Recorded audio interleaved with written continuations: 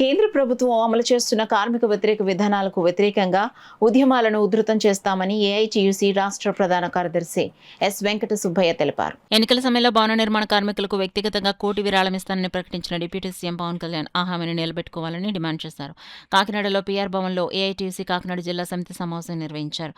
సమావేశంలో ముఖ్య వక్తగా వెంకట సుబ్బయ్య పాల్గొని మాట్లాడుతూ కార్మికుల హక్కులను దెబ్బతీసే విధానాలను కేంద్ర రాష్ట్ర ప్రభుత్వాలు అమలు చేస్తున్నాయని విమర్శించారు. విశాఖ ఉక్కు కర్మాగారంలో ఇటీవల జరిగిన ప్రమాదంలో మరణించిన కార్మికుల కుటుంబాలకు కోటి చొప్పున పరిహారం చెల్లించాలని డిమాండ్ చేశారు. ఈ అంశంపై జూలై 3 రాష్ట్ర వ్యాప్తంగా అన్ని కార్మిక సంఘాల ఆధ్వర్యంలో ధర్నాలు నిర్వహించనున్నట్లు వెల్లడించారు. దేశంలో ధరల పెరుగుదల, నిరుద్యోగం, ప్రభుత్వ రంగ సంస్థల ప్రైవేటీకరణపై కేంద్ర ప్రభుత్వాన్ని ఆయన విమర్శించారు. రాజ్యాంగ పరిరక్షణ, ప్రజాస్వామ్య హక్కుల పరిరక్షణ కోసం ప్రజలు ఐక్యంగా పోరాడాల్సిన అవసరం ఉందన్నారు. ఆర్టీసీ సేవలను ప్రైవేటీకరించే ప్రయత్నాలను విరమించుకోవాలని, ప్రభుత్వ ఆస్తులను కార్పొరేట్ సంస్థలకు అప్పగించే చర్యలు నిలిపివేయాలని కోరారు. 4 లేబర్ కోడ్లను రద్దు చేసే వరకు ఉద్యమం కొనసాగిస్తామని స్పష్టం చేశారు. ఏఐటీయూసీ రాష్ట్ర ఉపాధ్యక్షులు తాటిపాకం మధు, ఏఐటీయూసీ జిల్లా ప్రధాన కార్యదర్శి తోకల ప్రసాదులు మాట్లాడుతూ రైతాంగ సమస్యల పరిష్కారం, పంటలకు గిట్టుబాటు ధర కల్పించాలని డిమాండ్ చేస్తూ జూన్ 30న నిర్వహించే చెలో విజయవాడ కార్యక్రమానికి రైతులు, కార్మికులు పెద్ద సంఖ్యలో తరలిరావాలని పిలుపునిచ్చారు. ఈ సమావేశంలో ఏఐటీయూసీ జిల్లా అధ్యక్షుడు Kasimkota Kishore Kumar, working president Bobbili Srinivasarao, senior కార్మిక నేత కె ఆదినారాయణమూర్తి తదితరులు పాల్గొన్నారు. పాత ప్రభుత్వంలో నియామకాలైనటువంటి చిరు ఉద్యోగులను అందరినీ కూడా మరి తొలగిస్తున్నారు. మధ్యాహ్న భోజనము, ఆశ, అంగన్వాడీ, ఐకేపీ లాంటి స్కీమ్ కార్మికులపైన కూడా ప్రభుత్వం మరి సరైనటువంటి విధానం లేదు. ఈరోజు ముఖ్యంగా మున్సిపల్ రంగంలో పనిచేస్తున్నటువంటి కార్మికుల వల్ల సమస్యలు కోకొలలుగా ఉన్నాయి. వాళ్ళు ఎన్నికల్లో ఇచ్చినటువంటి హామీలు కానీ, లేకపోతే 14 రోజుల సమ్మెకాలంలో ఇచ్చినటువంటి హామీలు కానీ ఏ ఒక్కటి నెరవేర్చకుండా, వారి కనీస వేతనాలు అమలు చేయకుండా ఈరోజు ప్రభుత్వం పోతా ఉంది.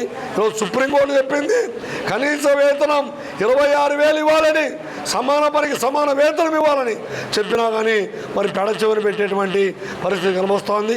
ఈ రాష్ట్రంలో హమాలీలు, ముఠా కార్మికులు, భవన కార్మికులు, అదేవిధంగా వీధి క్రీడారులు లాంటి అసంఘటిత కార్మికులు వారి దైనందిన సమస్యలపైన నిరంతరాయంగా పోరాడుతున్నారు. సివిల్ సప్లై రంగంలో హమాలీలు సమ్మెబాట పట్టారు. అదేవిధంగా ఆటో కార్మికులు వాళ్ళ సమస్యలపైన కూడా ఉద్యమాలు చేస్తున్నారు. ముఖ్యంగా బిల్డింగ్ వర్కర్లు వాళ్లకు 7 సంవత్సరాల పోరాట ఫలితంగా ఈ సంక్షేమ బోర్డు పెట్టారు. తిరిగి వాళ్ళకు పెట్టినటువంటి ఆ క్లైములు కూడా ఏదైతే ఈ రాష్ట్రంలో 42,000 క్లైములు, పాత క్లైములు పెండింగ్లో ఉన్నాయి. అవి కూడా ఇవ్వాలంటే మరి వీళ్ళకి చేతుల్లో అవడం లేదు. ముఖ్యంగా ఈరోజు సనాతన ధర్మం అని మాట్లాడతాను ఆయన. సనాతనవాదిని నేను చెప్తాడు. మరి ఆయనకు అధికారం ఇచ్చింది ఎందుకు? మరి పరిపాలన చేస్తానన్నావు, శేఖవీర్ అన్నావు, విప్లవకారుని అన్నావు. మరి ఆయన్ని ఏమైనా ఆ మాటలని ఈరోజు పరిపాలన చేయను ఆయన అని అధికారం కట్టబెడితే నువ్వు మెట్లు కడిగి బొట్లు పెట్టి సనాతనం అని చెప్తావా? ఇదా నువ్వు చేస్తున్నటువంటి పని? కాబట్టి ఈరోజు కార్మిక వర్గం అంతా కూడా ఐక్యమవుతా ఉంది. రాబోయే కాలంలో మీరు ఈ విధానాలు మార్చుకోకపోతే మీ ప్రభుత్వానికి తగిన గుణపాఠం చెప్పడానికి కార్మికులు సిద్ధమవుతున్నారు. ఆ వైపున ఏఐటీయూసీగా సమాయత్తం చేస్తాం, అందరిని ఐకమత్యం చేస్తాం.